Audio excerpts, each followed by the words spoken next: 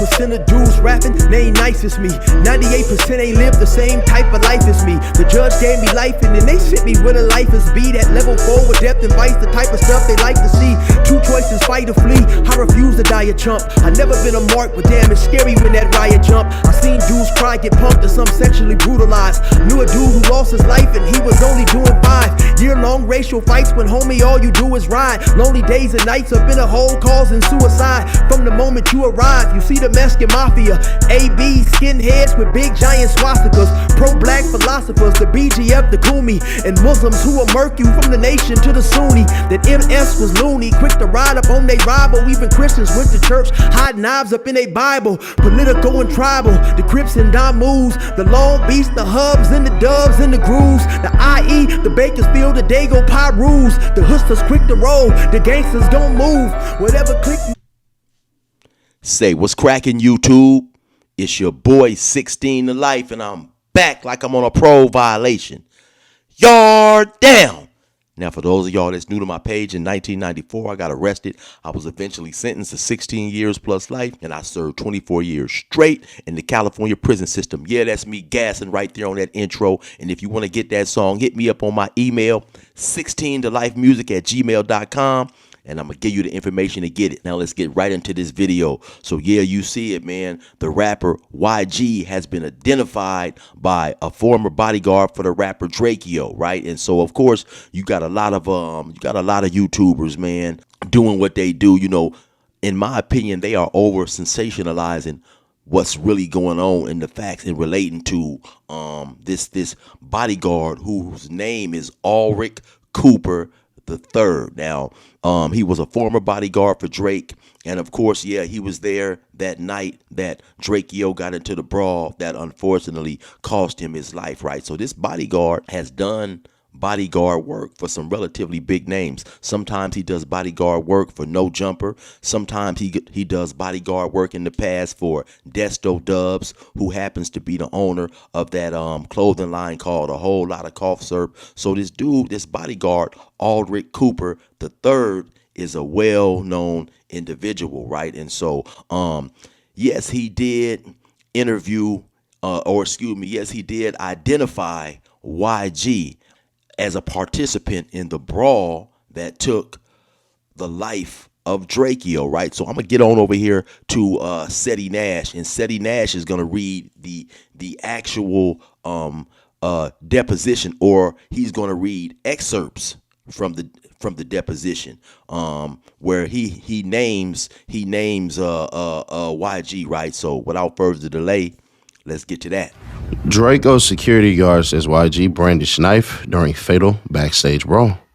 During a court deposition, a former security guard for LA rapper Drakeo the Ruler says he saw a masked YG and two others in his entourage brandish short blades moments before Drakeo was stabbed at Once Upon a Time in LA festival in 2021. YG has repeatedly denied involvement in Drakeo's death, saying he learned about a killing after arriving at the festival.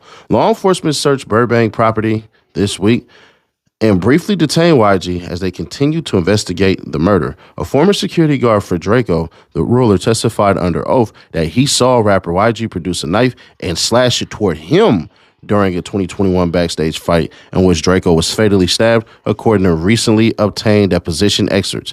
Ulrich Cooper III, who was part of Drakeo's security detail at Once Upon a Time in LA festival, said YG was front and center during the December 18, 2021 brawl, and was one of three men he saw carrying what appeared to be short improvised knives. He said YG, whose real name is Keon Jackson, was wearing a ski mask, but he recognized the rapper's hazel eyes as he tried to protect Drakeo, whose legal name is Darrell Caldwell Jr. Representatives for YG did not immediately respond to requests for comment. The excerpts come from Cooper's March 2025 deposition, which surfaced last month in a court filing by attorneys representing Drakeo's family in a civil lawsuit against festival organizers and security contractors. It adds more context to the fight after law enforcement investigating the killing searched the Burbank property and detained YG.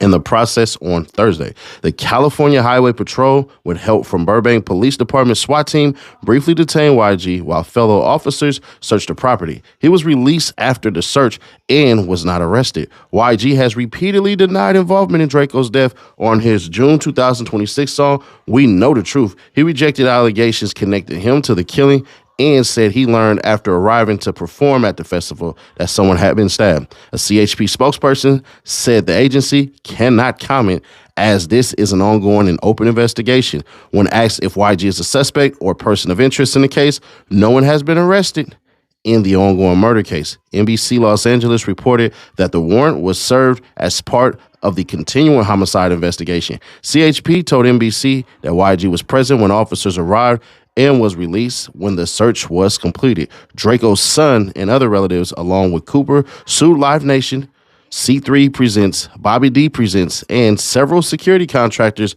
in February 2022, alleging the companies involved in staging and securing the festival failed to protect Drakeo from a foreseeable attack. YG is not a defendant in the lawsuit, front and center. Cooper testified that Drakeo's group was confronted by at least 20 to 25 people backstage. When asked whether he recognized anyone in the opposing group, Cooper named only YG. He was directly involved in the fight? An attorney for Drakeo's family asked. Yeah, Cooper answered, front and center. Cooper said the attackers divided into groups and surrounded Drakeo's party near the artist's entrance. Some wore red clothing, ski masks, or hoodies, and Cooper said festival security personnel failed to intervene and instead closed two gates that could have provided an escape route. They actually closed the gates and trapped us in where we couldn't leave, Cooper testified, according to his accounts. One exit was blocked by security personnel, while attackers swarmed the other side of the backstage area. Cooper said he initially struck one of the approaching men and momentarily lost his footing. He then found himself fighting YG and a man he described as YG's bodyguard, with Drakeo positioned a foot or two behind him and to his right. And then YG produced a knife from his left hand, Cooper testified, describing the weapon as appearing to emerge from Jackson's sleeve. And when I saw that, I just backed up. As the confrontation continued, Cooper said the attackers moved toward Drakeo and swarmed him. Police arrived almost simultaneously, according to Cooper, and began breaking up the fight. 3 men with knives. Cooper described the weapon he attributed to YG as a silver blade approximately 3 to 4 inches long. He said he did not see a handle and compared its appearance to an improvised provision shank. He was slashing at me with it, like getting me to back up, Cooper testified. He said he was not stabbed. Cooper said he saw 2 other men standing near YG with similar weapons. He described one man as being immediately beside YG and another as positioned behind and between them. Cooper said he concluded the men were armed after observing movements that differed from ordinary punching. Once I saw the stabbing, jabbing motion, Cooper testified, he tried to move away from those individuals. Cooper described one of the men as a bald black man, approximately 5'9" or 5'10" tall, with light brown or hazel eyes and a blue patterned crew neck shirt. He described the third as a similarly sized black man with dreadlocks, but said he could not remember the man's clothing. Cooper estimated YG is approximately 6'1" or 6'2" tall, which I'm going to be honest, yeah, that's about right. Identifying YG behind the mask. Cooper acknowledged that the person he identified as YG was wearing a black, I don't know how to say this, balaclava. That's for rich people. I don't know shit about none of that. That exposed only the area around his eyes. He said the man also wore a black bomber-style jacket, black pants with red stripes, and shiny black shoes. Some stupid-ass hard bottles, huh? Asked how he could make the identification with much of the man's face covered, Cooper said he had met YG a lot and recognized his eyes, body, type, height, walk, and demeanor. Cooper also testified that members of the attacking group taunted Drakeo during the confrontation. He recalled hearing statements including, "Is that Drakeo? Is that who I think it is? What you want to do?" And "Now we finally got him." Cooper also reported hearing blood gang expressions, including "Sue Whoop" and "Sup, blood," and seeing individuals beating their chests earlier in the deposition. Cooper said he had previously intervened when the 2 rappers encountered each other outside a recording studio. According to Cooper, YG approached Drakeo and asked, "What's up with all that internet stuff?" Cooper said he had to defuse the encounter. Cooper also cited Drakeo's 2021 song, Ingleweird, interviews and music released by artists associated with the 2 camps as evidence of an escalating dispute. He recalled a summer 2021 interview featuring YG and 2 other artists in which, according to Cooper, someone said, We don't do that internet stuff. The homie's gonna get you. Cooper testified that the history led him to warn Drakeo before the festival that more security was needed. He believed there was a substantial chance the two artists or their entourages would encounter each other as Drakeo left the stage or festival grounds. All parties will be back in court for the first of two hearings beginning August 13th, covering motions to dismiss the case brought by Bobby D Presents and Live Nation. So there you have it right there, right? But of course, now I think it's very important that I tell you guys a few things and point out a few things. I don't know, how much attention you guys may have paid to the information that Seti Nash read, right? So first and foremost, this is a civil proceeding in which this deposition occurred, even though it was under oath, right? So the reason that the civil proceeding is going on because the family of Drakeo has filed a wrongful death suit against I believe it's Live Nation and others who are in charge of putting on the event. And pretty much what they're alleging is Drakeo should have been provided with more security, and stuff. And so that lack of security ultimately led to him losing his life, right? And so in that deposition, Ulrich Cooper III says he saw YG swing a knife at him. And then he said he backed up. He said he identified YG even though he had basically a shiesty on, or a mask covering his face. He identified him due to the hazel eyes, right? And then he said pretty much that after the knife was swung at him, it was two others who were in close proximity to YG, and then they swarmed Drakeo. They went in his direction, right? So never once in this deposition does he actually say, or at least never once, well, let me say this, never once in that deposition does he actually say he saw YG stab Drakeo. Now, those are the excerpts that have been released. Now, who knows what he may have went on to say it and later on throughout the deposition. But so far, in the excerpts that has been released, he does not identify YG as the killer of Drakeo. He never actually says he saw the knife go into Drakeo, right? And so that's extremely important because if he doesn't go on to say that, that's not a nail in the coffin like some of these YouTubers are making it seem when they put up these headlines, right? And then, like I said, once again,